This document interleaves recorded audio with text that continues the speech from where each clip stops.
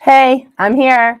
I just needed to put a comment on because I forgot again to post on the developing empath.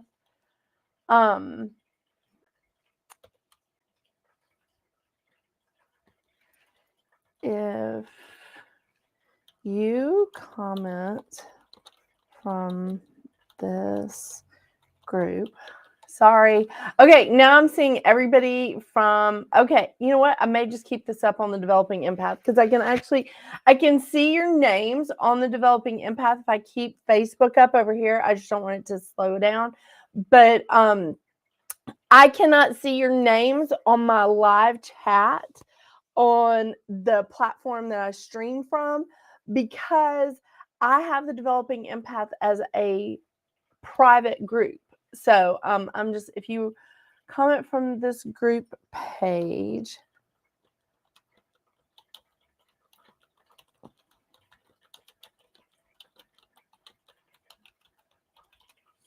Okay. All right. So I'm posting this right now. I love this. I'm so excited to see you guys. Oh my gosh. I see Gretchen. I see Amber Melanie. I see Cindy Signs. I'm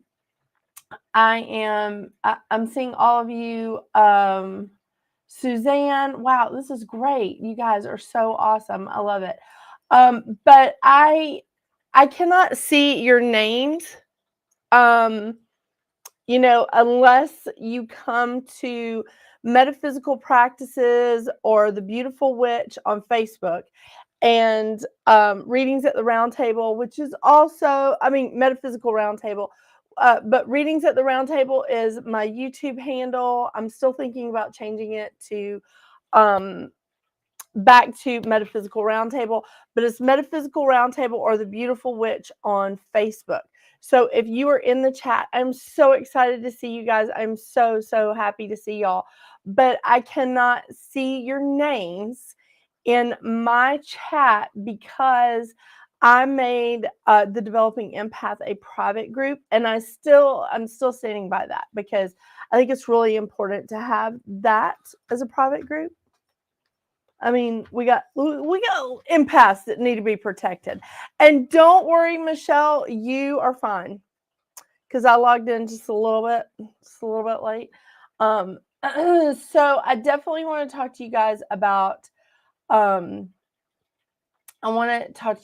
some awesome stuff tonight. I'm so excited. I'm really excited. This is such, the topic, hey, Alethea, the topic of astrology, first of all, numerology is and will always be my first love. I can't get away from numerology. I can't. I love it. I can't let it go. But astrology, I have to thank a lady that I used to work with for getting me so interested in astrology, first of all, and making it so it was a little less complicated. And she started by just reading my chart to me and just talking me through some stuff. And I kind of want to go through this stuff with you guys, and I want you to see that it's not, astrology is complicated, but it doesn't have to be. And everybody in this chat is extremely intuitive.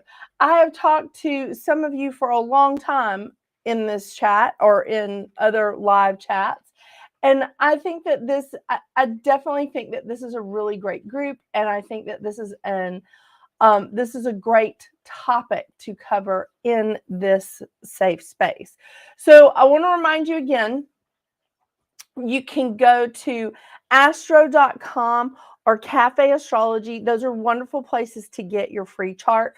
One other space that I use is called astrologyland.com.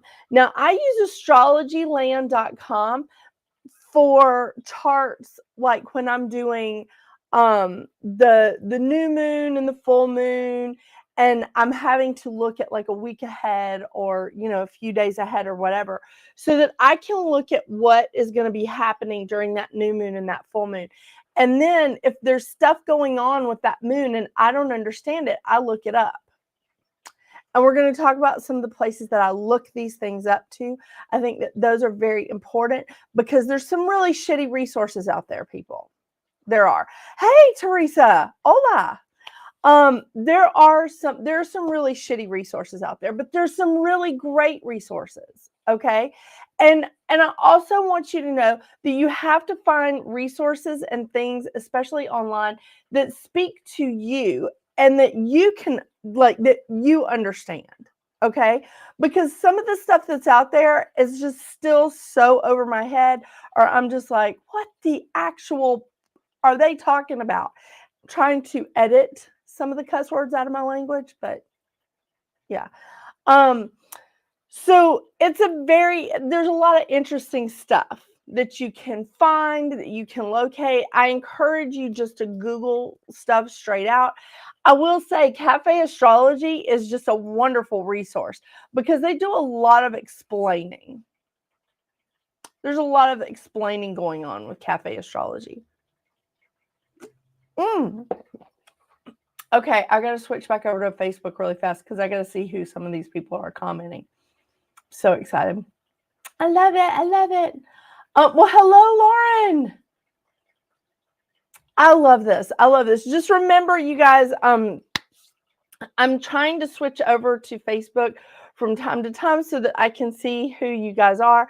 If you are commenting on the Developing Empath page, that group, I can't see who you are. Okay, it only comes up as Facebook user on my page, but I wanted you guys to see, I just wanted you guys to understand that this is, it's a private group and I want to keep it private, but I keep forgetting to post on the Developing Empath saying, hey, I'm going live.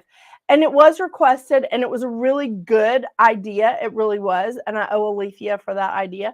And I forget. I don't know how I'm forgetting this like every week. So then I just like stream directly to the Developing Empath and then I can't see you guys. I can't see your names, but I'm looking when I see somebody come up. So very excited, very excited. It's very exciting. Oh, crap. Okay. Okay. So far, I think I have touched base with everybody. Alethea, Suzanne, which I'm so glad to see you guys, Suzanne, Cindy. I'm so glad to see all of you. I did say hey to Gretchen, so I'm just so excited to see y'all. Okay, so let's go back to this. Astrologyland.com is also where you can get free charts. They do have some explanations, okay? That's the chart that I get when I am doing the readings on YouTube, the card readings on YouTube for the new moon and the full moon, for all the zodiac signs. That's where I get that.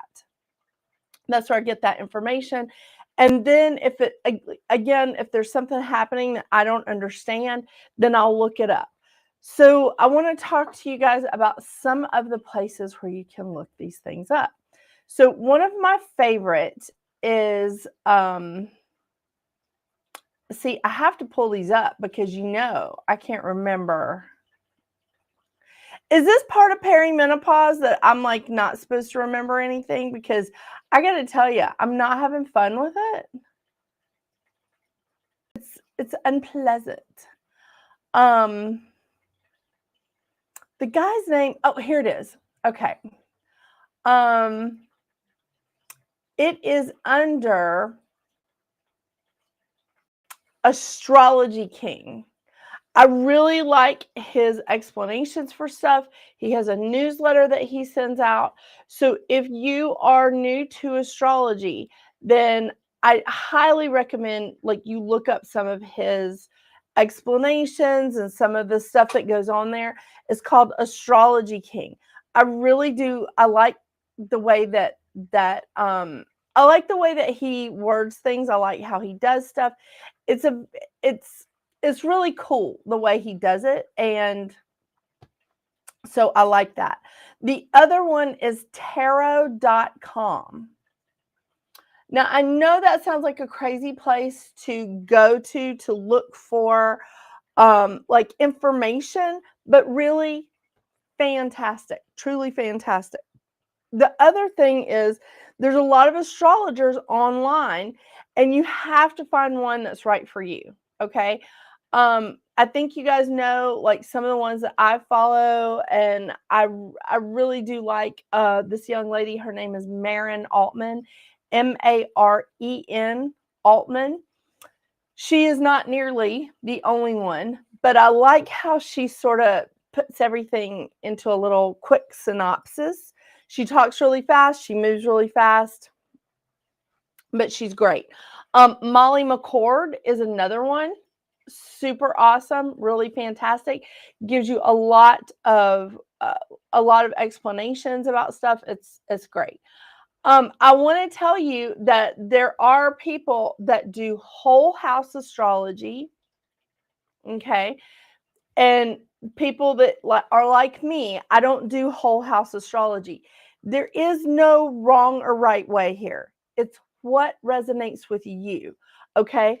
I still follow astrologers online that do whole house astrology, even though that's not the way I read the chart.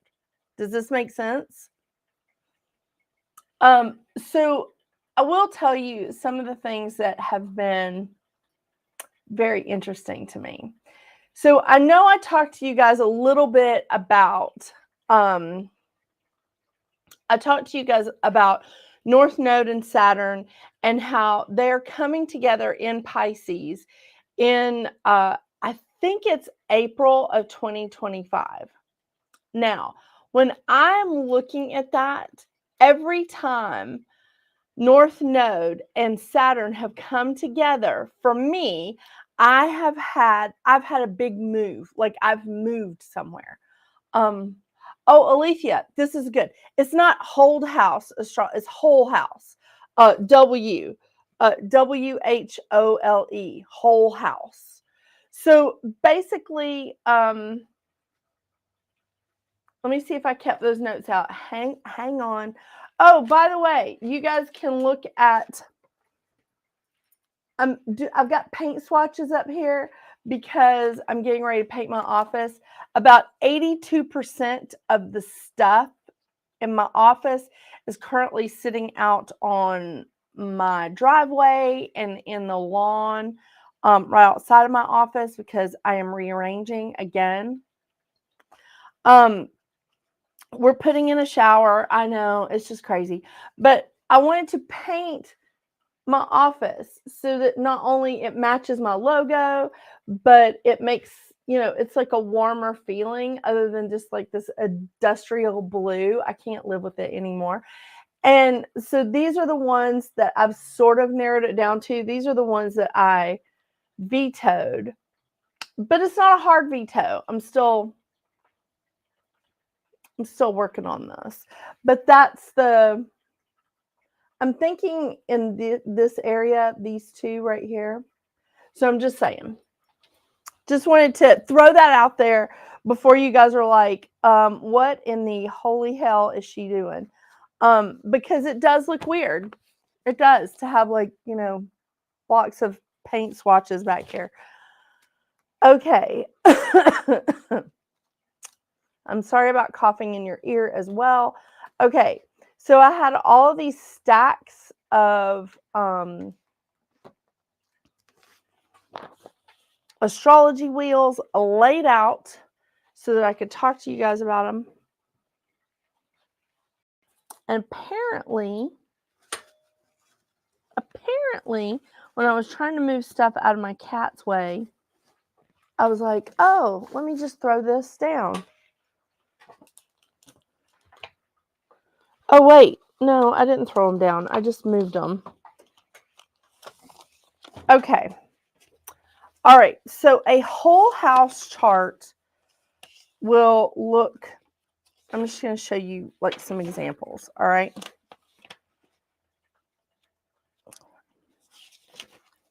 Okay, a whole house chart would be something really like, it would be very much lined up like this. Okay, when I am looking at, okay, I'll show you guys here. This is my whole house chart. Okay, I don't know if I have it in view. There we go. Do you see? I want you to see my rising sign. Do you see where it is here in the first house? But that line right there is my ascendant. Now, when we look at the next page, let me try to hide this. When we look at the next page, this is my non-whole house chart.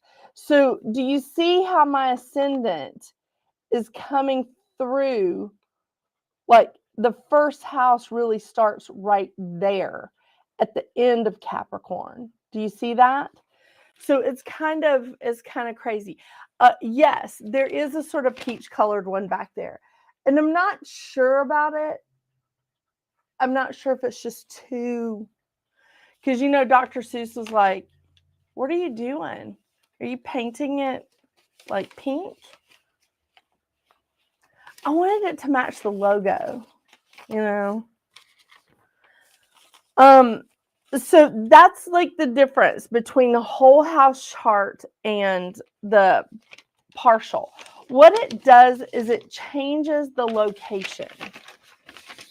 Okay, so here in my whole house chart, my first house is flat, honestly ruled by Capricorn, right?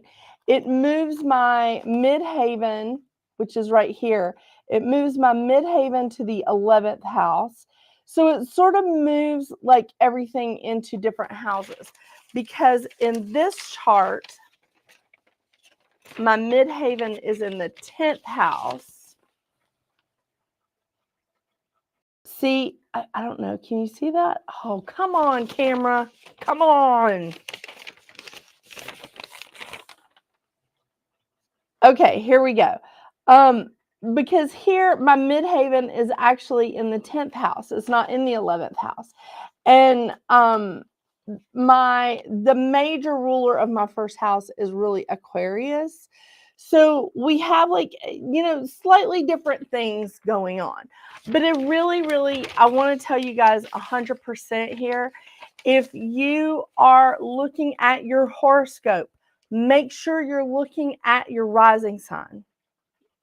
Okay, make sure you're following your rising sign. Okay, so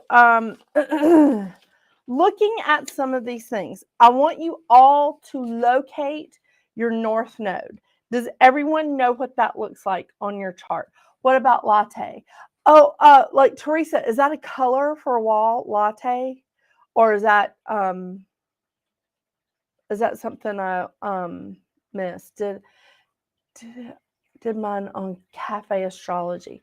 I'm so lost with it. Okay. All right, Michelle, don't worry. Don't worry. We're going to break this down. Okay. I understand it's kind of like it can be confusing. It truly can. Because seriously, for years, I avoided this shit. I avoided it like the plague, because somebody would show me my chart and I was like, oh, that's nice. There's so many pretty lines, blue and red. Oh, very nice. I didn't know what they were talking about. It's just crazy. So latte is a color. I would love to see that color, Teresa. Very interested in that.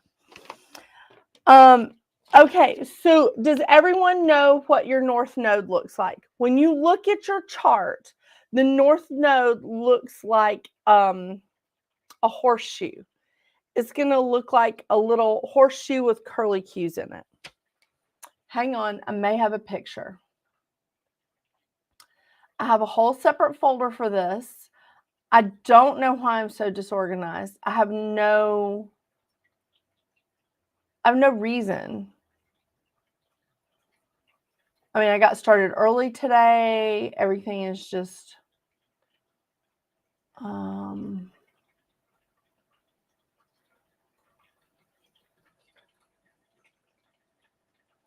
okay.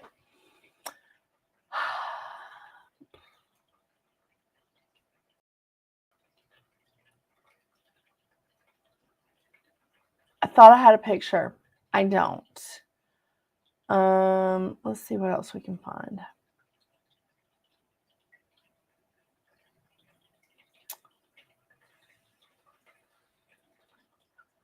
Okay, the horseshoe, it just looks like the horseshoe. The true node, I believe that is how it is listed on most things. It says true node on astro.com. It definitely says true node, and it has a little horseshoe. It's an upside down horseshoe. The horseshoe that's facing this way is your south node, and I am going to talk about that.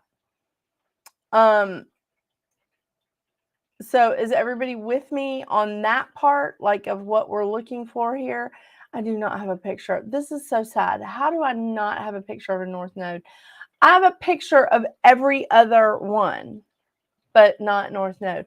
So it is the little, it's a horseshoe with maybe some little curly cues on the end, but that's your north node or your true node. Okay. My north node is conjunct my ascendant. This is a big deal. The reason why it's a big deal for me is because Pluto has been in my ascendant for the last 15 years. And if we take out the time that Pluto's been retrograding back and forth back into Capricorn from Aquarius, it could be almost 16 years. But the thing is, like, Pluto has been sitting on my ascendant and my north node for a long time. So that's a huge thing. Now Pluto is in Aquarius. So we know where some of the players are, some of the bigger players, some of the bigger transits. So we're going to take a look at Saturn. Saturn is currently in Pisces. And Pluto is currently in Aquarius. Now, look at your chart and look where your north node is. Okay? Hey, Kelsey.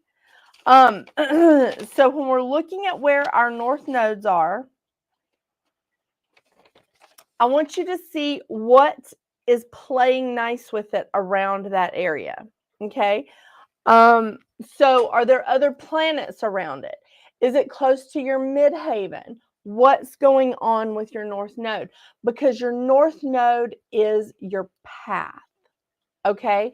Your north node is, what did you come here to learn? What did you come here to do? I know, I'm still being crazy. I'm looking for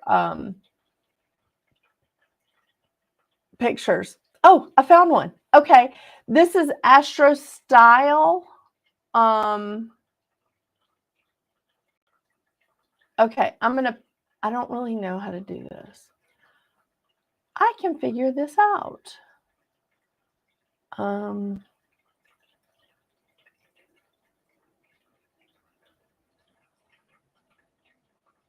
Okay, I've got like a bunch of things popping up on my computer now that I want to post this. Yeah. Okay, let's see if I can.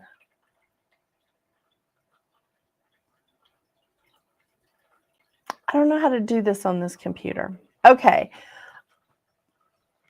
Add stream share. No. My north node is in Aquarius. Oh, this is interesting. Okay. If your north node is in Aquarius, the north node is what is highlighting what your true calling is what is important. Okay. What is your path? And like moving you towards moving you to get outside of your comfort zone, because your comfort zone is in your south node. Yeah.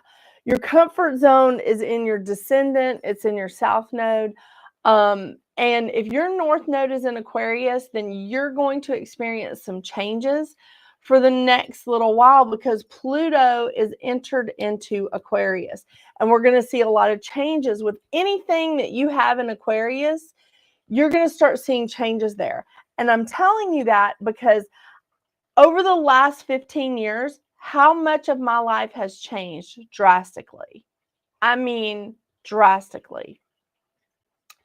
I went from working at universities, working at tech schools, doing this like part-time.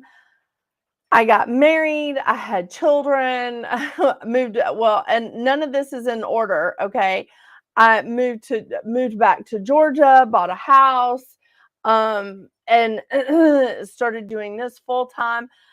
In the last few years, when Pluto has really been right on my North Node and not just in the same sign as it, I've had 3 YouTube channels. I've started my own business.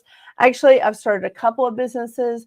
So lots of stuff there. And I want you guys to see that there's, where is it? Hello, Tomomi.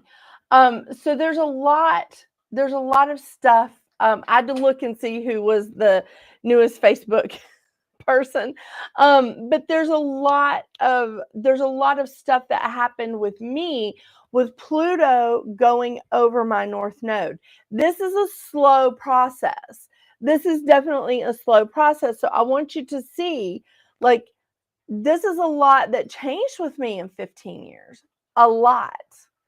I mean, it's a big deal. So Alethea and anyone else that has North Node in Aquarius, I think that you should really be aware that you're going to be looking at changes trying to get you on your path so that you feel fulfilled, so that you're getting into alignment with your mission here and that you feel fulfilled.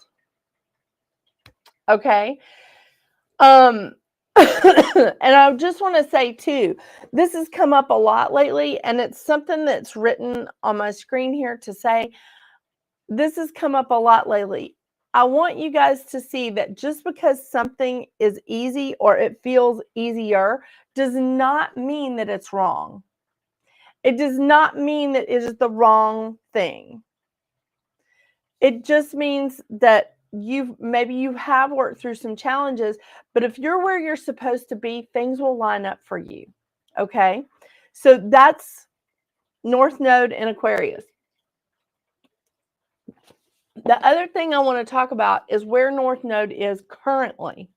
Okay? North Node is currently in Aries. That means the South Node is in the opposite sign. Do I have this listed out? Okay, I'm going to use this from one of my astrology classes that gives like a nice little breakdown. Here we go. Okay, so this was from one of my astrology classes. This is so fantastic. Do you see where Libra is here, and you see here this is Aries. So you see they're in opposition of each other. Okay, so North Node is currently in Aries and South Node is currently in Libra. Now, to all of my Libras out there and to all of my people that have a ton of stuff in Libra, and you need to look on your chart, see if Libra is in your midhaven, see if Libra is in your rising sign, see if Libra is holding, I think a lot of people that were Gen Xers, I think a lot of Gen Xers have Pluto in Libra.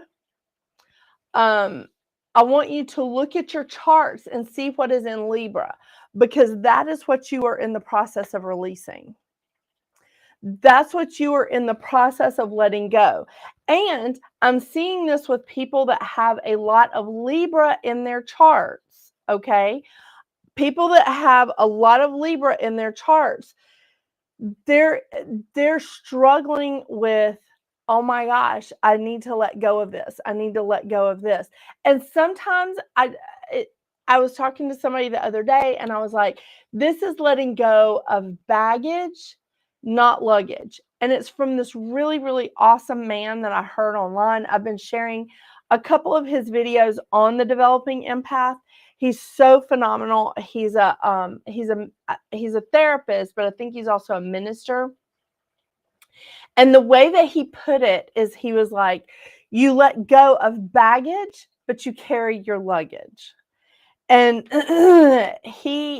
and when I looked at people that have a lot going on in Libra, as far as like this South Node transit, is something to be aware of. Okay. Now, here's the thing. I looked up to see what happens when South Node is in my sign, because South Node is getting ready to move from Libra into Virgo. South Node and North Node move backwards. Most of the time, they're retrograde. They like only go direct for short periods of time, but most of the time they're in retrograde. Okay. So I looked to see when the last time South Node was in Virgo. And I got to be real honest with you, I was not excited about that. I was like, this seems unpleasant. I don't know if I want to go through that again. Because when South Node is in our signs, we are going through some pretty harsh learning objectives. We're going through some pretty harsh things that maybe we've gotten stuck in, or maybe we're just like, oh, this is, I didn't want to deal with that. But that's what kind of happens with South Node in some of our major placements. I looked at my chart, and those were some of the hardest times of my life. And I went, oh my gosh, I'm so glad they only come around like every 20 or so years. It depends, because South Node and North Node have some, they move at a variable speed as well. So the times that this happened for me was in the late 80s, like 88, 89. And then in 2006. So it's been 20, by the time South Node gets into Virgo, it'll have been 20 years since I've experienced it.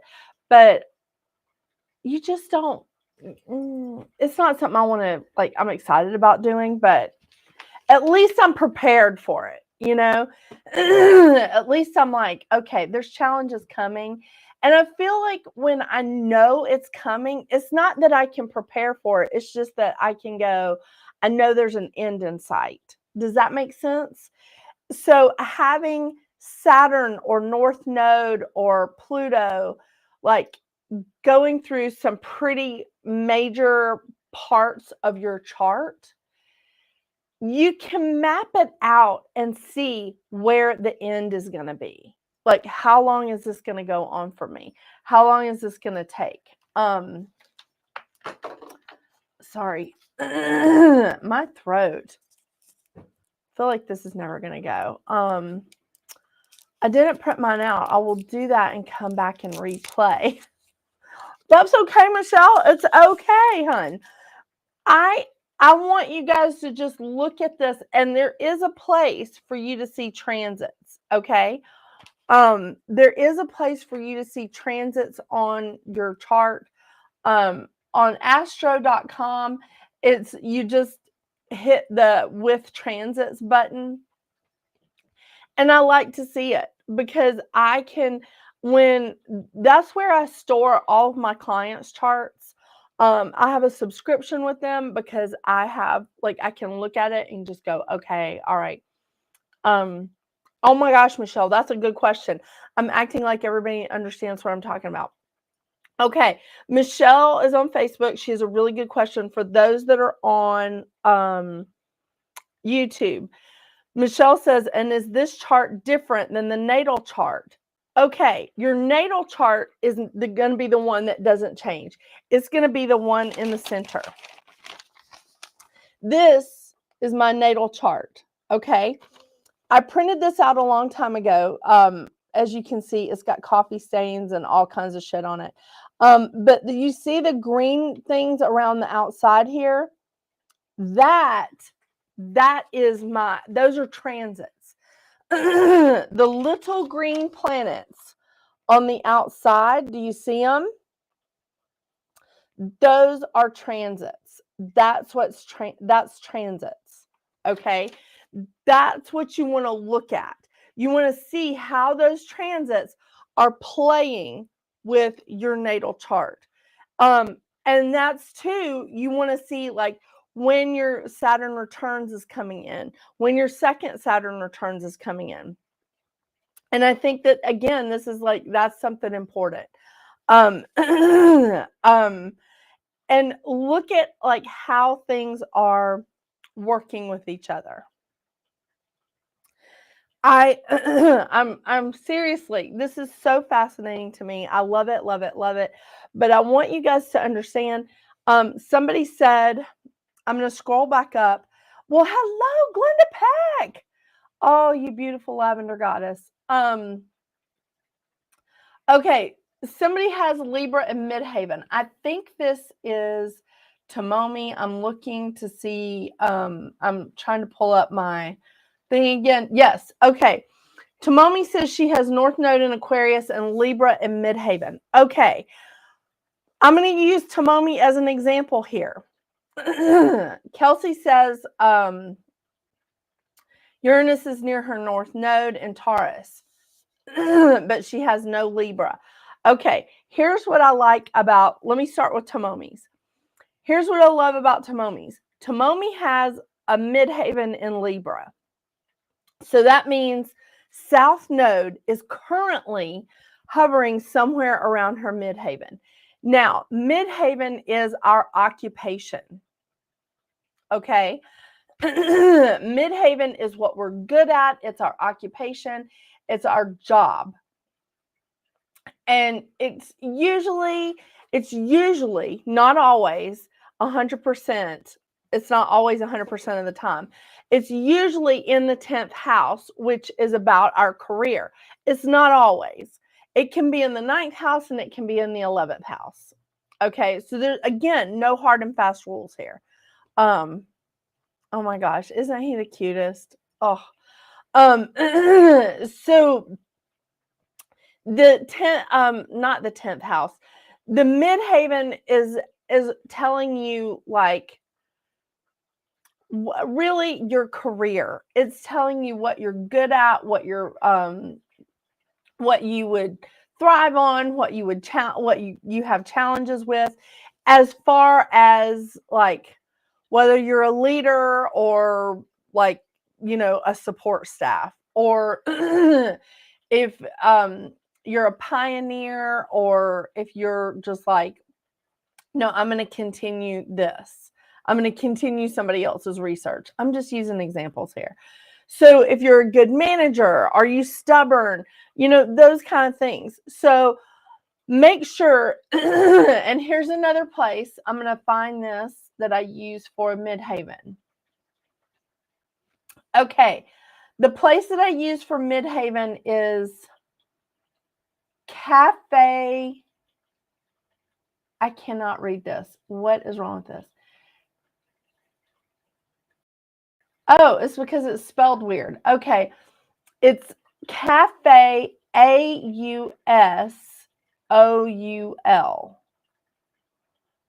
Cafe Au Sol. Ha! Okay, I get it now. It's Cafe Au Sol. Cafe AU Sol. That is a great place to look up your Midhaven stuff. If you do not like that site, please look at another site that explains Midhavens, please. But this is a great way to take a look and see like what it is that maybe it'll help you if you are looking for something else to do with your job. Okay. I feel like I'm looking at like a whole bunch like of different screens and I'm not focused on y'all, but I'm here. My Midhaven is in Pisces. Okay, this is really awesome. Okay, Gretchen is on Facebook and she says her midhaven is in Pisces. Guess what is in Pisces right now? Neptune, Pisces ruler, if you follow the more modern astrology and not traditional astrology. Neptune, which is also our dreamy, I don't want to say fantasy, but it's our dreamy, it's our imagination place. And Saturn. They're both in Pisces right now. So that is very, very important. And I want to come back to that. Now, I want to go back to Kelsey saying that she has nothing in Libra. Okay, but she has Uranus near her north node in Taurus. Uranus is also a planet of change, but it's a little different than Pluto. It's a planet of more chaos. It's not bad. It's not horrible. It's really not. But it could bring a lot of, I don't even know if I'm going to say this right. It could bring some instability to your path if you're not careful, unless that Uranus is retrograde, and I have no idea if it is. Uranus is also about freedom. It's about changes, and it's a really smart planet. And I think that's why it brings in chaos, you know? Yeah. I have no clue what my midhaven is. Let me go back to it so I can see who that is that's saying that. Okay, here's a good thing. And yes, happy birthday, Kelsey. Oh my gosh. Okay, I want to show you where my midhaven is. All right. Do you see this? This is my midhaven. On astro.com, it's going to come up as MC. Mine's in Scorpio. It's also going to be a very dark line. Okay. Well, hello, Stacy. Okay, Stacy has a midhaven in Gemini. I happen to know that she is also a Gemini sun. So that means that there's definitely something going on. There's some play between her sun and her midhaven. So I would imagine with all that Gemini energy around her midhaven that she is, I don't know how to say this. She needs to do the same job, but something different every day. And I think probably one of her career paths, I think it's really cool that she also has dual career paths and that she's successful in both of them, which is so Gemini. Am I right? But when we look at that Gemini duality, she's a chef. So she's doing the job of cooking, but it's something different. It's like a different thing every day. Like she's going to, because she's a private chef. So she goes to somebody's house and she cooks, and it's different every day, all the time. Like she does these events. So it's the same job, but it's something different every day. It's the same because she is also a spiritual counselor. She is also a medium. She's a channeler. And she helps a lot of people that are struggling with addictions, and she helps them like in a spiritual based context. That is also doing the same job, but it's something different every day. It's different for each person that she talks to, and it can be different for that same person on Tuesday, different on Friday, because they may be dealing with something else that's different. So it's just that's like an absolute perfect thing that for her. Okay, I think I needed to go back to Gretchen. I'm trying not to miss anybody. I want to talk about Gretchen's midhaven in Pisces. Okay. And oh Lord, Tomomi, yeah, we do need to talk about your midhaven and like having Pluto there. But Gretchen has a midhaven in Pisces. There's a lot going on in Pisces. there's a lot going on in Pisces right now because Pisces has, and it's winding down, but Neptune usually stays put for about 14 years. And Neptune has been in Pisces where it rules. Okay. So again, I'm based on modern astrology, not traditional. So Neptune rules Pisces. It stays in Pisces for about 14 years and it's coming to an end. It is. But I can't remember it right off the top of my head when it is coming to an end. But Saturn moves every couple of years, every 2.5 years. So Saturn in Pisces, I feel like has a stronger effect than Neptune. Okay, Neptune is idealistic. Neptune is dreamy. It's, I don't want to say it's fantasy, but I want to say it uses your imagination. And let's see, where is it? Yes, idealism. It's bringing in the mystical and feeling that universal love, which honestly, that makes perfect sense for Gretchen. Gretchen is a nurse, and she's a pediatric nurse. And I think that Gretchen, I've never seen Gretchen like not love someone, even if she doesn't really care too much for them or their personality, or they're just like, she's just like, I'm a little distasteful with that, but I'm going to love them and let them be. That really aligns with her career path, because no matter what child comes in to her, she is going to love that child and she's going to take care of it like she birthed it, So that's a great place to take like your child, is where Gretchen works. And I'm so sorry, I can't remember the name of the hospital. I think it's Choa. Yeah. Did I nail it, Stacy? Okay. Glenda Peck says her midheaven is in Virgo. So I really think that there is some stuff going on in with Gretchen's midheaven and Pisces. There may be some shakeups for her. There may be some stuff where she has to align herself, or she has to, I don't want to say distance, because I think that's really going to be a challenge there. But having your midheaven in a water sign like Pisces means that you're using your intuition for your job. And it also means that you have to really care about your job. You have to care about the career path that you're in. And if you don't care about your career path, that's going to be more heartbreaking than, than being in a career where something, you do care about it and something's breaking your heart there. But this could also be a time for Gretchen to learn how to be a healer, how to be an empath, but not hold on to it. Be that, what do they tell you with shamans? To be a hollow tube, to let it go through, be a conduit for spirit, be a conduit for all this, but don't hold on to it.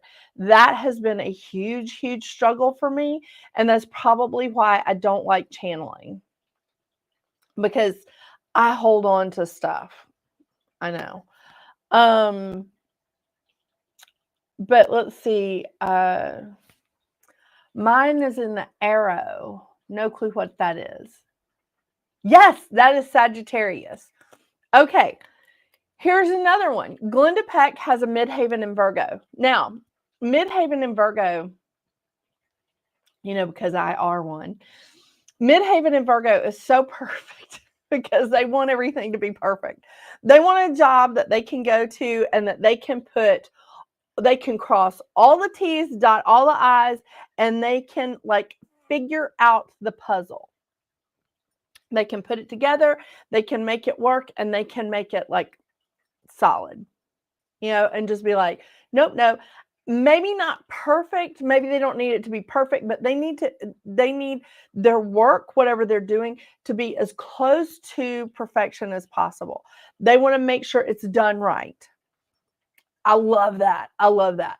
You get somebody coming in ready to hire, And if they have a midheaven in Virgo or a north node in Virgo, snatch them up, because they're gonna be like, I'm gonna do this the best that I can. I'm gonna get this as close to perfect as I can. That's awesome. And they're very analytical with the way that they think and the way that they do things too. Very analytical. Now, here's the thing. Remember when I said that South Node in 2025 is going to leave Libra and go into Virgo. Now, this could affect Glenda Peck's midheaven. Having South Node in her midheaven could say, hey, it's time to let go of some of this control that we are like taking care of, or let go of some of the control that we feel like we need to maintain at work, or some of the perfectionism, something like that. Or it may just be time for her to change things up a little bit as far as her work. What does she want to do now? Maybe she wants to work on her side hustle and make that more of a income thing for her. I don't know. But, and I also don't know what else is around there with her chart. I have her chart stored on here, but I'm not going to open that up, Glenda.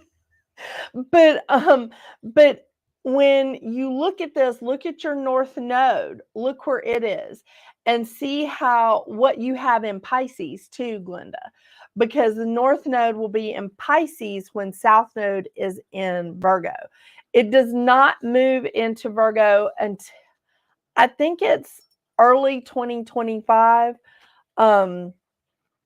Because I know in April of 2025 is when North Node and Saturn meet up in Pisces. And I looked it up, and every time Saturn and North Node meet up and they have a conjunction, I have a big move. I move somewhere. It's very interesting. When South Node meets up with Pisces, I have a breakup. Yeah, it's crazy. It's crazy. Okay. Choa at Eggleston. Yes, Gretchen, you do love your patients. You're so awesome. I'm so glad. I'm so glad. Okay. Tomomi says, I'm not legal, but I've been in trading and middleman for over 20 years. I thought was wow when I learned about midheaven, or a lot of Libra in me. Yeah. Clara Murphy says naked. I don't know. Are you naked, Clara Murphy? Or I know you don't want me to get naked, because that's not. No. I've done nurse 2 babies with these, and it's not happening. I'll send you the recording from our group healing last night at the Divine Path where, oh my gosh, that would be great, Stacy. Glenda Peck says, absolutely, I want to retire. Oh my gosh, this is so perfect. Okay, Glenda Peck was the one I was just talking about with the midheaven in Virgo. And next year in 2025, we're going to have South Node go into Virgo. And she says that's when she wants to retire. That makes perfect sense. That makes perfect sense, because South Node is about releasing. Wow. Okay, I can be a good textbook for astrology, Sagittarius and Libra. Oh my gosh. I have to tell you, when I tell you guys on the recordings, when I do my zodiac recordings for the full moon and the new moon on readings at the round table, I always say when I get to Sagittarius, I'm like, one of my friends is the most Sagittarius Sag that ever lived. That would be Tomomi, who is in the chat on Facebook. And she is right. She can be a good textbook for astrology on Sagittarius and Libra. It's just awesome. Send an email for me to send it. I will, Stacy. I will. And here I am starting my 3rd job in 18 months. Kelsey, Okay, Kelsey. That's not really that bad though. Okay, hang on. Let me scroll back up, Kelsey. Let me your midhaven is in you said your midhaven is in Sagittarius. Is that correct, Kels? What am I doing? I have your chart lined up. I mean, I'm just sitting here on it.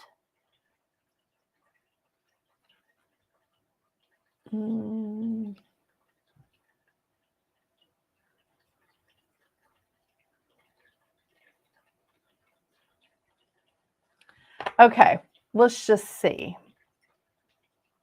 Okay. Yes. All right, Kelsey, you have midhaven in Sagittarius. The other thing that you have in Sag is Uranus, but you also have Saturn really, really close to Sagittarius in Scorpio. I'm looking at the degrees because that's where we have the play. Midhaven. Okay, 6 degrees. Actually, that may be it. Okay, so this is what I was taught, is that for your sun, moon, rising sign, and your midhaven, if planets are within 10 degrees of that, not 5 degrees like they are with other planets, that means there's a conjunction and you're feeling that energy of those planets that close together. So we do have Saturn that close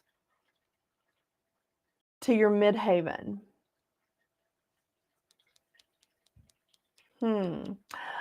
Oh, you know what?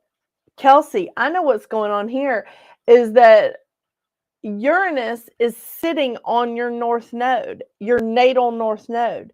Uranus is like moving right over it, like right now.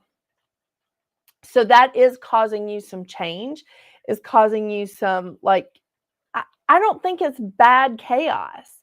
I think it's sort of like controlled chaos. And I think that you're just like, I think you're opening yourself up to like seeing what else is out there. The interesting thing is because Pluto has moved into your ascendant, that could be some good changes for you as well.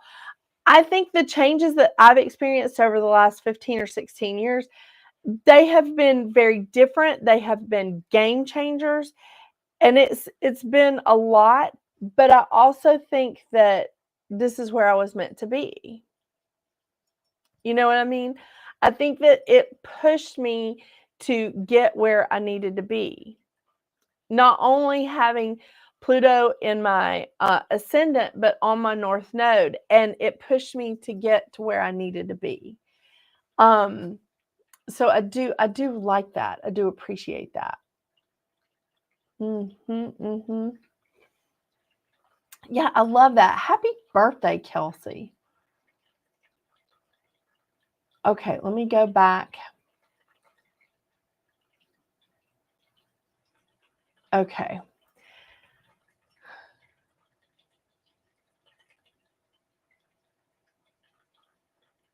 Okay. I think this is going to be an awesome year. I mean, y'all, I'm not kidding. I'm so excited about this year of the dragon. I'm so excited about this 44/8 year because the dragons, they hold the treasure, they hold the wisdom. They're revered in Eastern philosophy, and I love it, love it, love it, especially in a 44/8 year. And we haven't had a 44/8 year in a long time. So I think that this is just a really fantastic and important year for like manifesting, for creating, no matter where, like what you're dealing with in your chart, your placements and stuff. I think this is a fantastic time for getting in alignment. But I want you guys to look and pay attention to the movements the transits in like astrology, look at what is going over like your north node. Look at where your Saturn is. Look at where your midheaven is. Start taking a look at those things. I think those are really, really important. I know when I do card readings for the new moon and the full moon, I am strictly doing like zodiac signs, like down the line, you know, and saying, you watch this for your sun, moon, or rising, because this is a card reading. It's not a horoscope. If you're looking at your horoscope, make sure you are looking at your ascendant, because that's going to put all the planets in the right houses for what's going on with you. Now, I say all of that every week, but I truly think that the more I study this stuff, the more important things are your Saturn placement, your North Node placement, and then looking at like your, taking a look at your midheaven, but looking at those transits and mapping them out. Astro Matrix app. Okay. Tomomi says that she loves the Astro Matrix app. I'm going to share this. You can't see her name, but this is Astro Matrix app. I'm kind of interested in that. And I know Alethea sent me an app the other day, and I'm so sorry. I still haven't had a chance to look at it, about another astrology app, which I think is really cool. There's one that I use as well. I have it sitting right here. Come on.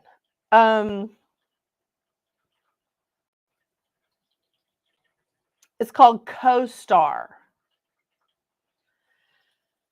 CoStar. That's one that I use.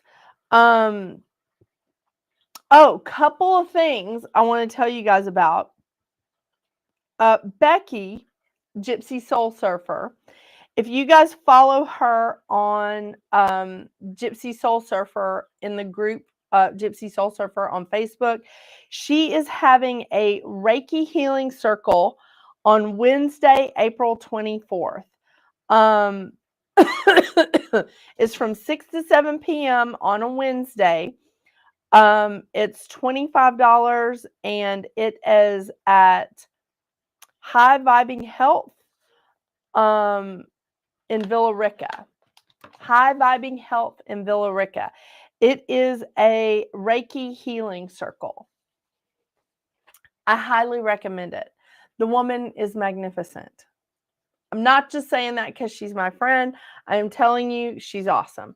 So please check that out. If you are looking for this event, I am going to share it on Metaphysical Round Table's Facebook page. So make sure you check that out. I'm so excited about this.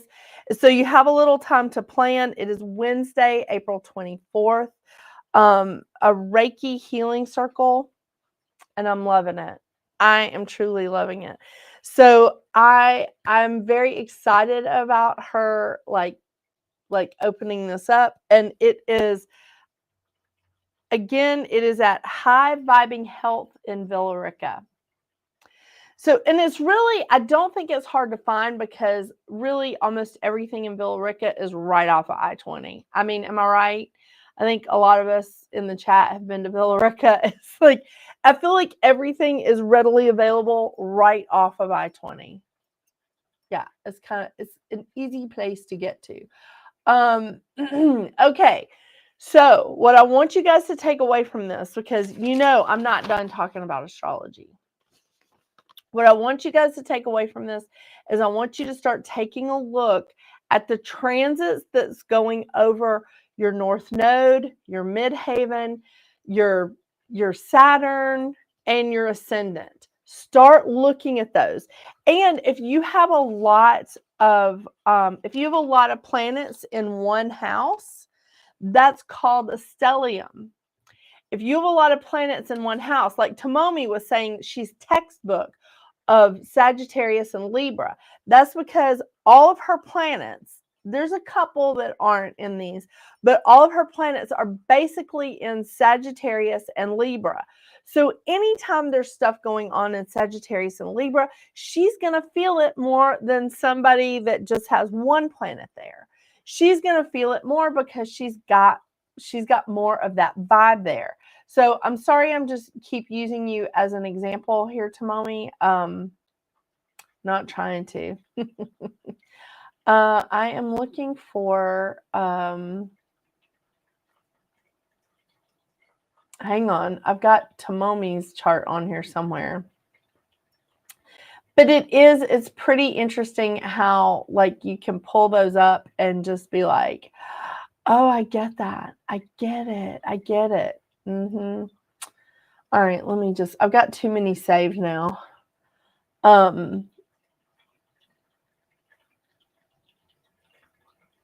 Okay, so yeah, Tomomi has 1, 2, 3, 4 planets and her ascendant in Sagittarius. 4. Then in Libra, she has 2 planets and her midheaven. Those are both stelliums. Those are both like heavy hitters. So when you start breaking it down like that, that is predominantly her chart, is in those 2 spaces. So it's really important to take a look at that. However, her north node is in Aquarius. So that is something that she's going to want to pay attention to when she is when she's taking a look at this. What is this chart again? Okay, what chart is this again? Michelle, go to Cafe Astrology, and it's all one word, cafeastrology.com or astro.com. Those are the best places to get your chart. Let me hide this. Let me see if I still have it if I still have it saved in the text.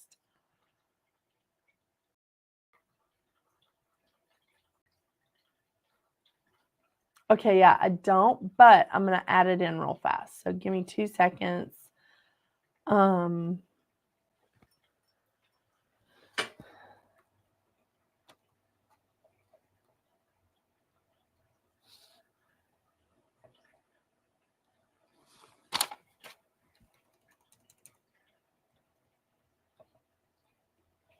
Okay, I'm going to tell you guys again how I like these. This cafeastrology.com and astro.com, it didn't really space them out properly. Why didn't it space them out properly? There. Did that space them out better? It did not space them out better. That's kind of irritating. Okay, those are 2 different websites. Okay. Cafe Astrology and astro.com. I love astro.com because I just like the chart better. However, I really love Cafe Astrology because Cafe Astrology gives you so much information when you pull up the chart. Cafe Astrology gives you a packet of free information with your chart. It's phenomenal. I just don't like their chart because I can't. This is a Cafe Astrology chart. There's not enough on there for me. I need more. Excuse me. The cough is just not going away from me. Because you see on this one, it feels like there's more information. It feels like I can see the transits better. The houses are labeled. I just see things better on this chart. This is an astro.com chart, but the Cafe Astrology chart gives you a shit ton of information. It really, it's amazing. So I kind of like recommend both. And then you just sort of get, feel your way through and just see like what you appreciate more or which one you resonate with more. I don't like this new lipstick because it does not last an entire show. Is that not ridiculous? I mean, I'm pretty vain. Come on. What is it doing to me here? this is just, yeah. So yeah, I really do. I like all of them. I mean, there's something I like about all of them, you know? So it's just it's very interesting. Now, oh God, did I freeze? Did I freeze up? Oh.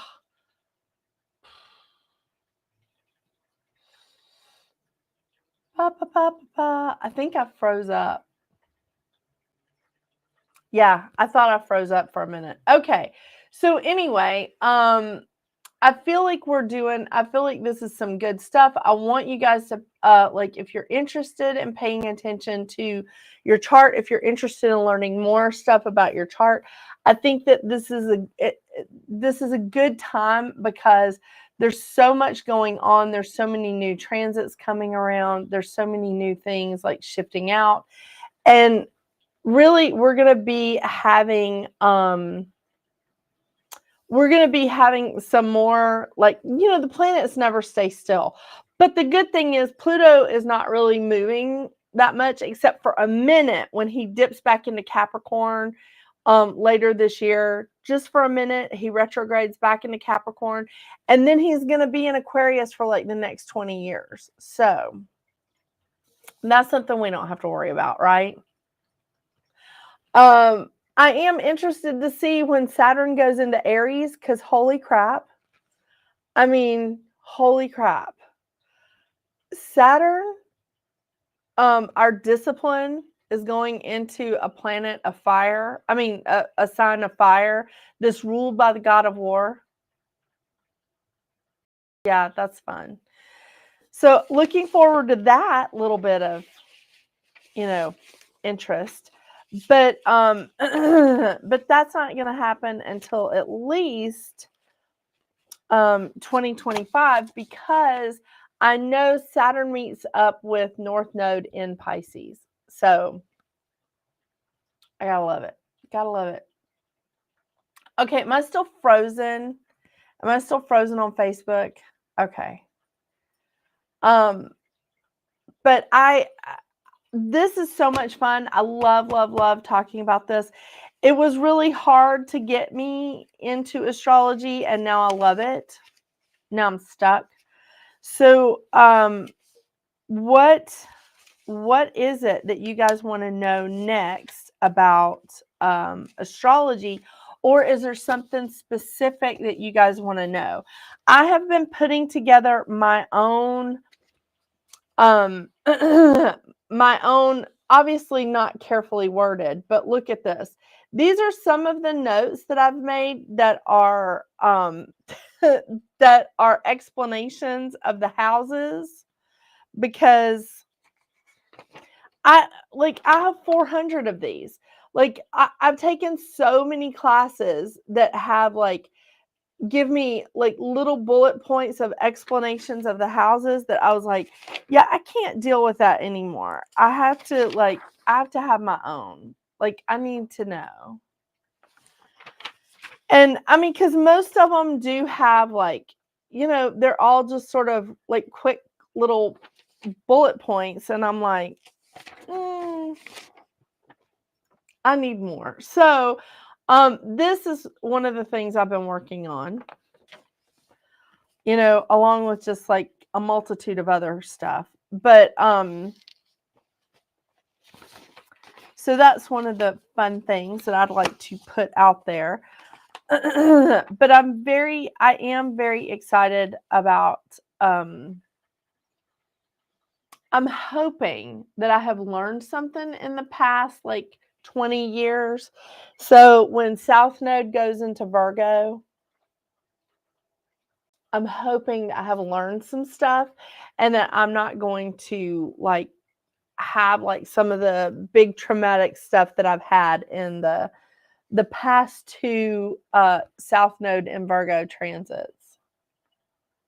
Oh my gosh. I mean,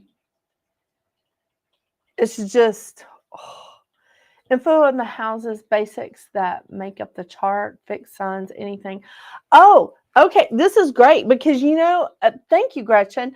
This is how I do my readings for readings at the round table, when I do the readings for the zodiac signs, I do all of the fixed signs together. I do all of the mutable signs together, and I do all of the cardinal signs together. What I find fascinating about that is how much they all have in common with each other when they're all different.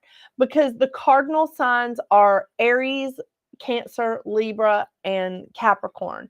The fixed signs are Taurus, Leo, Scorpio, and Aquarius. And the mutable signs are Gemini, Virgo, Sagittarius, and Pisces. There is always, one fire, one water, one air, and one earth in each of those three little groups. I'm always so fascinated. I'm like, oh my gosh, because with Saturn and Pisces, it is affecting Pisces. Yes, 100%. People that have a lot of Pisces placements, Saturn is affecting Pisces placements. However, because Gemini, Virgo, and Sagittarius are also mutable signs, it is affecting them as well. Not as strongly. And Virgo is the one that is getting like that secondhand experience from Saturn and Pisces the most, but Gemini and Sagittarius are still experiencing that Saturn and Pisces vibe. Isn't that interesting? Just like last year and the year before, was it last year? It transited out last year. So Taurus and Scorpio were on the ecliptic until last year. It transited out into Aries and Libra. But Taurus and Scorpio were experiencing the eclipses. They had North and South Node that they were hosting. There was a lot going on with them in the years before, in like 2021, 2022, especially 2022. So there's a lot going on with those signs. But the other fixed signs were feeling it as well. They just weren't feeling it as heavy. Okay. I was also really fascinated with last year, in 2022 and a little bit of 2023, Mars was camped out in Gemini. Does anybody remember that? Oh my gosh. Mars went into Gemini and stayed there for 8 months because Mars got all the way to the end of Gemini, retrograded all the way back to the beginning, and then went all the way back again. Mars and Gemini uncover stuff. Mars and Gemini opens us up. It's like revealing. It's showing us things. The last time Mars had been in Gemini before this past transit in 2022 and part of 2023 was when we had all of that stuff happen with the banking world, where all those mortgages were uncovered, and it was just, we just saw all these problems like in the banking industry. Yeah, really interesting. And that was about the time that Pluto was going into Capricorn too. So it was just a lot of stuff. But my gosh, Mars being in Gemini for 8 months, I was like, I can't deal with this anymore because my moon is in Gemini. And I felt like every time I was turning around, I was getting another hit that I was finding out about people, that I was uncovering about, like, oh, I thought I was going to be able to do this. I thought I was going to be able to, like, it's really taken me a long time to recover from that. But the thing is, it was stuff that needed to be illuminated for me. It was things that needed to be highlighted. And that's what Mars and Gemini does. But, we go through all these transits and we're just like, if I'd known what was coming, I don't know that I would have done anything differently. But I still, now going forward, I'm going to be watching out. When Mars goes into Gemini, I'm going to be like, okay, like, what's happening? I mean, to me, I feel like that's some scary shit, Oof. So I do love this. I love like a lot of the transits. I love like the stuff that is like moving through, and I don't even have a complete list of them. I hit some of the highlights here of like Pluto going through your midheaven, Pluto going through, see, I don't even have Pluto going through your ascendant, which seems weird to me. Yeah, and I think just because Pluto moves so slowly, I think I didn't even bother to write it down.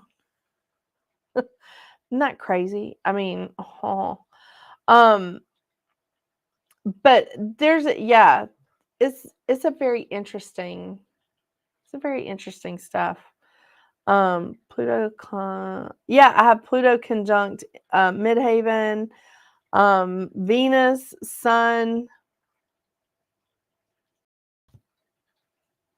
but I for some reason did not do Pluto on ascendant, right where mine was. But there's a lot of very interesting things that you can find out with just looking at your chart, and you don't have to be an expert to figure some of this stuff out. It's like I tell people, you don't have to be an expert with the tarot to throw some cards. You don't. Like, let's just open ourselves up to that. But no, I'm like loving it, honestly. Like looking at some of these charts, I'm just like, oh. And also looking to see if you have I need to hide some of the information on this because I do not have this person's permission.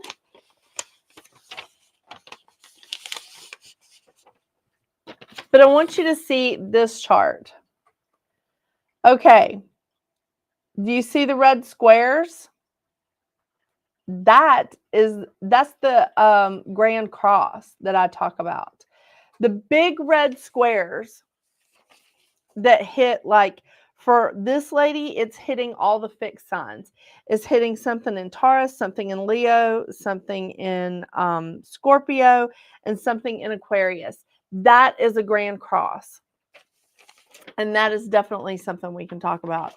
So again, pretty fascinating. Then I have, the mystical triangle. Okay, I love that.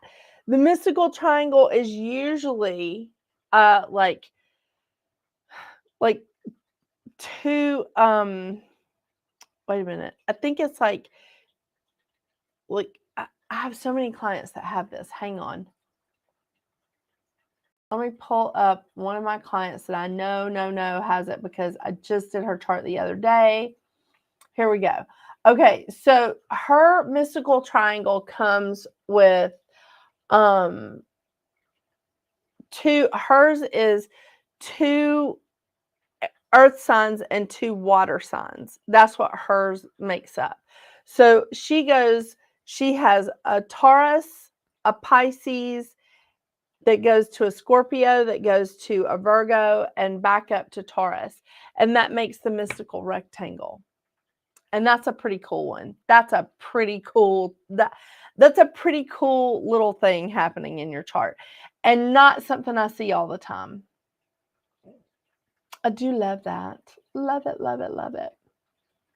Okay. Does anybody have any questions? I think that astrology is just one of those things that, like, the lady that really got me into astrology has been studying it since the 80s. And she was like, no, there's always something new to find out. There's always something new to know. And I was like, okay, that makes me happy. Like, I felt like I wasn't just, I felt like I was trying to learn it all. And she was like, no, there's always more to learn. There's always more to learn. Love it, love it, love it. I also love that, look at this, y'all. So I got this shirt as a present, and this shirt is so close to this one. I always wear this when I talk about something like astrology, although I do wear it pretty often.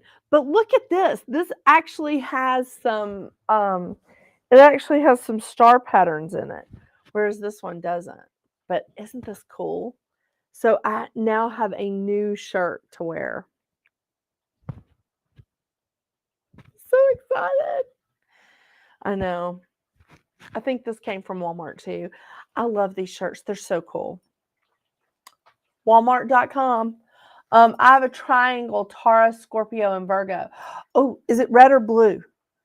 Is it red or blue, Gretchen?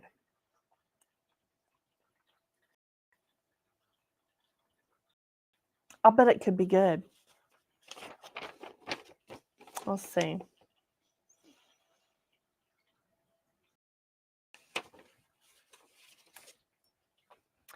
Hang on. I think I have your chart too, Gretchen. I know. It's crazy how I have most of the people in the chat's charts. Michelle, you can just send me your stuff and I'll look yours up. Michelle, you can email it to me. It's metaphysicalroundtable.com. I'm sorry, metaphysicalroundtable@gmail.com. That's my email address. Oh my gosh. Metaphysicalroundtable@gmail.com. Oh, yes, Gretchen. It's that lovely stellium.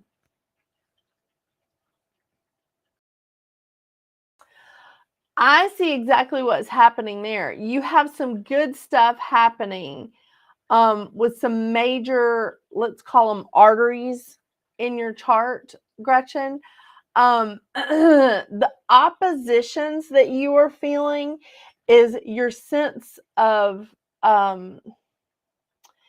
it's almost like your sense of duty and your sense of like your emotional dedication, but your sense of practical duty and your sense of like, okay, but I have to, I still have to make sure that the power bill is paid, but you still have like an emotional tie and a sense of duty. All of that is at war with each other. I will tell you that the good things that are coming out, the good things that are showing themselves or finding their way with you, sort of helps you balance that, sort of helps you get through that. And that ascendant in Gemini, Gretchen, is also what helps you because it makes you more flexible. It really does, because I'm telling you, if I didn't have a Gemini moon, I wouldn't be any kind of fun. I would be such a stick in the mud. Oh my gosh. If I did not have that Gemini moon, I would be no fun at all. And you have a Gemini ascendant, and that does give you some of that playful energy where you're dealing with that constant feeling of war between this is what I love to do, this is what I want to do, but I feel obligated to do this. Okay, I'm doing this for the love of it, but I still need to pay the bills. And there's a lot of like of that kind of struggle there. But I also see that, oh hun, and when you communicate, you're very selective about who you communicate with and who you dive deep with. And that's that Mercury in Scorpio. Oh my gosh. Oh my gosh. Is that stellium in Scorpio, lady? Good gosh. You know how I tell Tomomi that she's the most Sagittarius Sag that ever lived? Gretchen, I feel like you're the most Scorpio. I mean, good Lord, woman. and really your Neptune is almost in Scorpio. It's not even 1 degree over into Sagittarius. So you have so much going on in Scorpio. It does not surprise me that when Scorpio was dealing with the eclipses, when Scorpio is dealing with that lunar eclipse energy that we had for a couple of years, that it was really, really, it was a challenging time for you.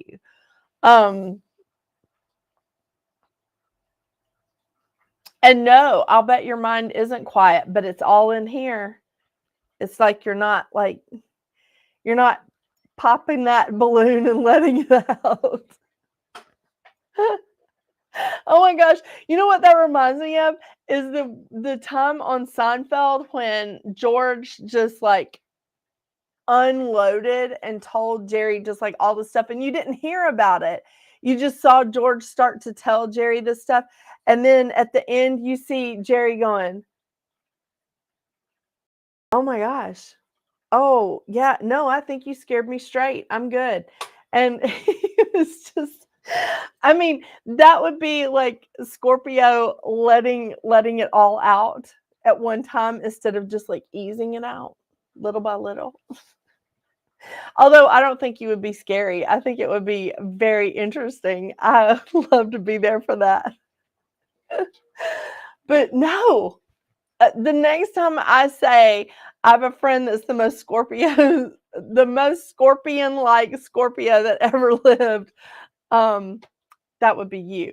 And you know, the weird thing is that when we were having those fixed signs on the ecliptic, you have the opposing energy in Taurus. So you had that north node energy in Taurus and the south node energy in Scorpio, and you have a lot of heavy hitters in Taurus, and all these planets in Scorpio. That was just like pulling at Gretchen. Holy crap. It's getting better. It's taking some time. Jasmine, sorry y'all. Jasmine, it's okay. Mommy was doing it. It was me. Jasmine, it's okay, baby. I know, you woke up mouse. Even Mercury's like lifting her head up like, what's going on over there? Jasmine, it's okay. I did it. Come here, baby. I know. Well, hey, Lori, how are you? So, yeah, super Scorpion. Oh my gosh, that's a great way to put that. She's a super Scorpio. Hilarious. Oh my gosh. I know, super Scorpio. Great healer, excellent nurse. Yep. Hey, I know. I just need the space for just like a minute longer. It's okay, Jasmine. Mommy did it. I know. Oh my goodness. You have, Gretchen, you have. But let me tell you, I think this is, again, why I love astrology, is because you can actually see the other end. You can actually see, like, you're coming out of it.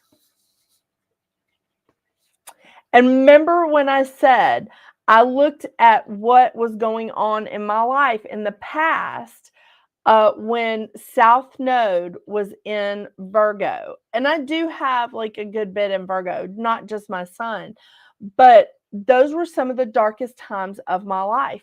And Gretchen, South Node was in Scorpio until July of last year. South Node was in Scorpio until July of 2023. And if I'm not mistaken, I believe North Node moved into Taurus at the end of 2021. If I'm not mistaken. What do you think? Well, hello, Veronica.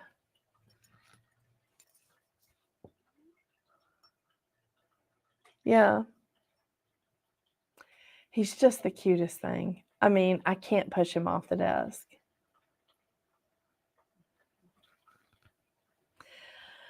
So, well, you're welcome. You're welcome. Does anybody have any questions about this? I still want to do more. I want to do more. This is what Gretchen suggested, and I liked her suggestions. Let's see. Hang on. I'm going back. Info on the houses, basics that make up the chart, fixed signs.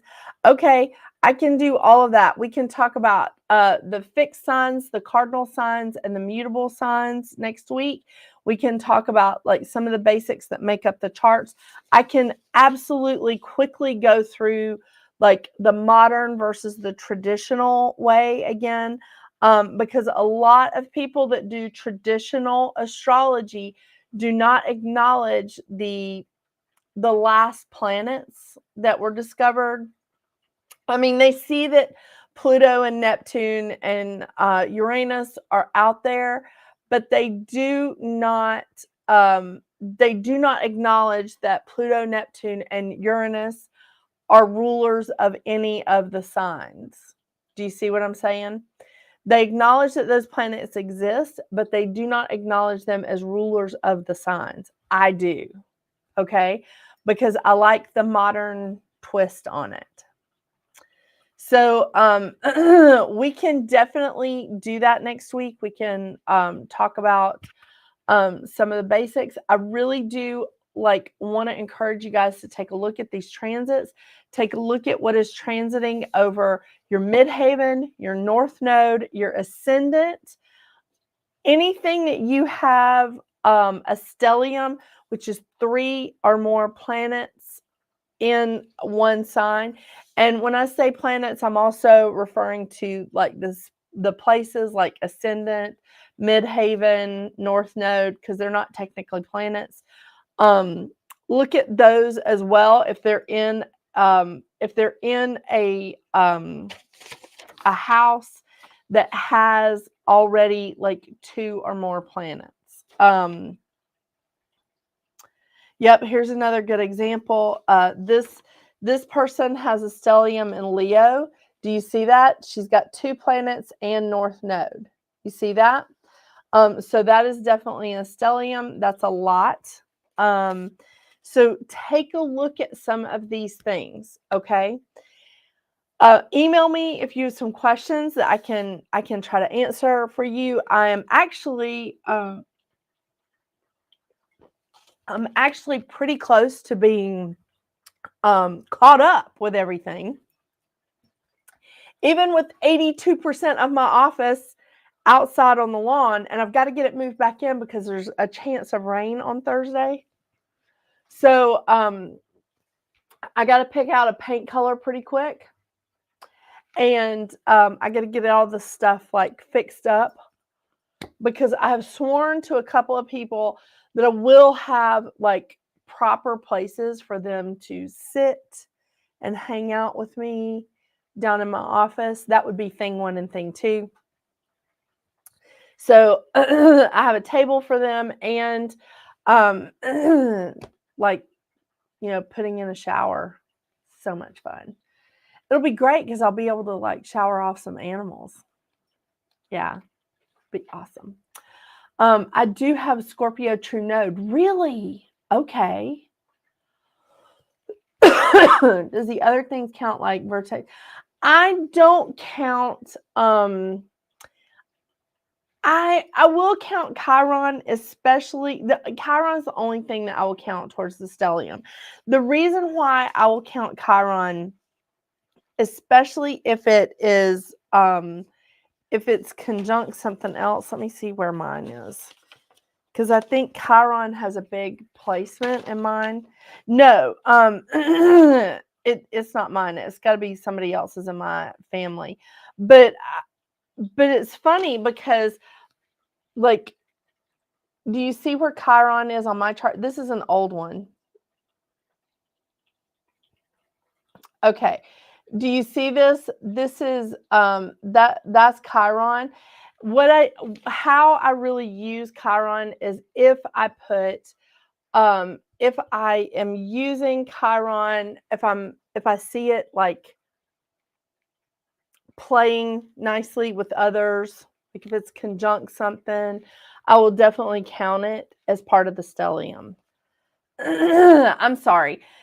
I've had a couple of people in the chat tonight on YouTube. I'll be taking care of this shortly. It's that Tarot Destroyer. They've been on my stuff before. And the great thing is that when you block somebody on YouTube, they once you block them on YouTube, they can message and nobody ever sees it.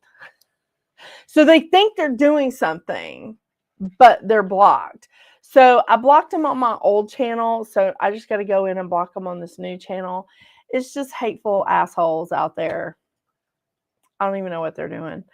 But yeah, this tarot destroyer person is on there, and that person that asked me to get naked earlier, both of them have been on a previous channel that I had, and I actually think that I traced them down last time. Healing work, you'd like to look at Chiron, right? Chiron is actually, Tomomi, that's a good question. Chiron is actually the wounded healer. So it's things that they can't heal themselves, but they can help other people with. You know, we should have an entire night just talking about Chiron.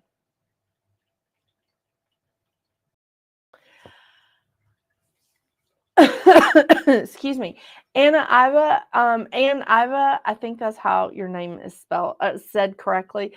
Is romance good for Gemini this year? It's not bad. I mean, this is a manifesting year. Let me tell you, this is a good year for anything that you want to manifest, anything that you want to bring in. I've been saying this like all over the place, especially on my YouTube channel, Readings at the Round Table. If you this is the year of the dragon. It's a 44/8 year. And this is a huge time of manifesting. This is a huge time of creating. So this is definitely an opportunity for you to step in and say, this is what I want. This is what I want. And I'm going to tell you guys all a secret before I go. I know I've kept y'all for a long time tonight. This is something that I've been telling everyone because it was something, an advice that was given to me. But I think you need to apply it into your lives, like what is the best, what's the best way to apply it into your life? So look at what you want in your life. If you are looking at, if you're looking at love this year, if you want something in love this year, then you need to make a list of what your perfect mate would be, talking about their finances, talking about their wit, their sense of humor, their habits. Do they pick up their towel after they shower? That's important. Are they helpful? Are they a true partner to you? Write down everything. Put it all on a list. Don't burn it. Hang it up. Hang it up. Put it somewhere where you can see it.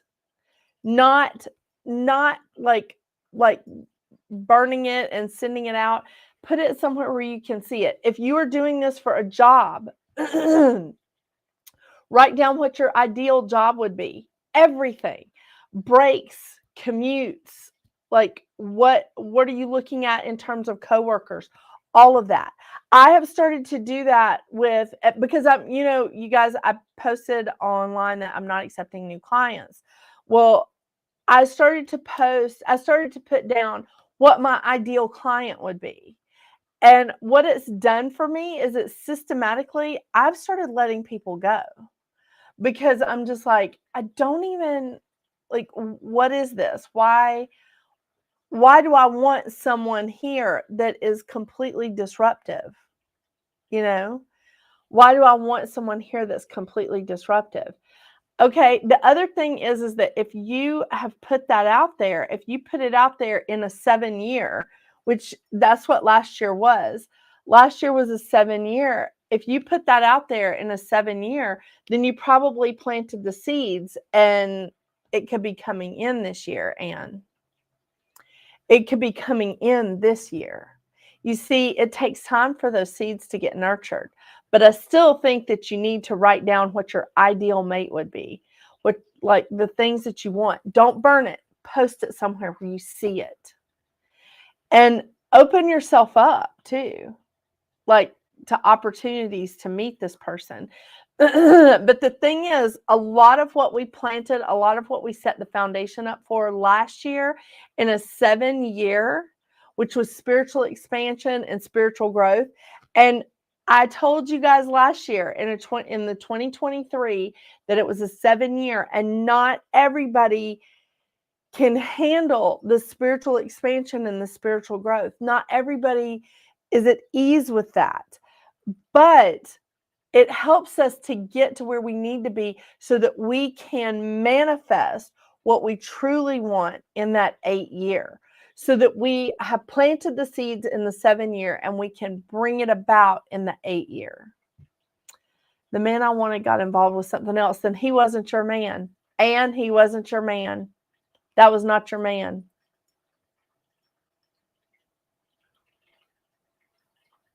I know I didn't get married until I was 40. I can tell you 100%. That was not your man then.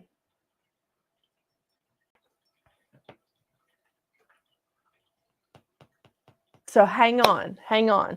Okay, you guys, next week we are going to be talking about more astrology, okay? I promise to get it posted what the actual topic is before 7:30 on Tuesday night. But my kids are out of school right now, so you know. Don't forget to check out Gypsy Soul Surfer and her Reiki healing circle that she's having in April. This will not be the last time that I will bring this up. I will bring it up again, and I am going to share it on Metaphysical Round Table's page, Facebook page. The other thing is that make sure you guys are checking out the Beautiful Witches website. She has some amazing and wonderful products there. Make sure you're checking out her site if you are needing anything, any tools of the trade, any kind of healing stuff. She's awesome. I am resetting my website. I don't know when it'll be back up. Right now, I think it's still the old one for a minute, and it should be back up in March, I think. I don't really know how long some of this stuff is like switching up, but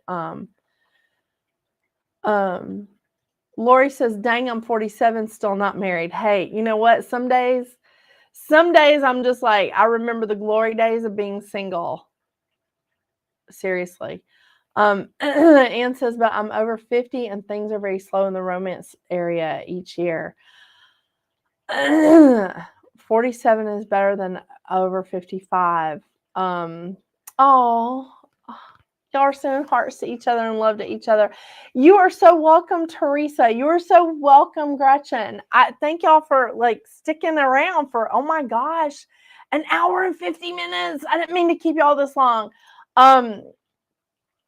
I think that, I tell you, at least with Dr. Seuss, sometimes I feel like I'm like, oh my gosh, this was there's a lot of each of us just like forgiving much. You know what I'm saying? Oh my gosh. I mean, because we keep looking at each other and going, what now? So, yeah, we've had some interesting times, but oh my gosh, those boys too. It's so much fun. It's so much fun because I am literally raising a junior me and a junior him. So we have these two rolling around the house and they don't want to spend time with each other. And I was like, but we're married. And that's like, I mean, we've got the two personalities. They're there. And it's already a difficult house because we got 3 Virgos and a Taurus living here. I mean, okay, y'all, hopefully, I will have a color picked out by next week. These are the ones that I have stepped back from. I'm still working with those. I'm thinking it's going to be one of these two. That's my thought. I'll keep y'all posted though. And this is a great year. It's a 44-8 year. It's the year of the dragon. The dragon is the keeper of the wisdom and the treasure, and it's a very lucky symbol in Eastern philosophy. I have a video on it on Readings at the Round Table on YouTube. So go check it out. Fun. All right, you guys, I will see y'all next week. Thank you so much for being with me again. This is awesome. We'll do more astrology next week. And until we see each other again, what are y'all going to do? Get out there and make your magic. Bye.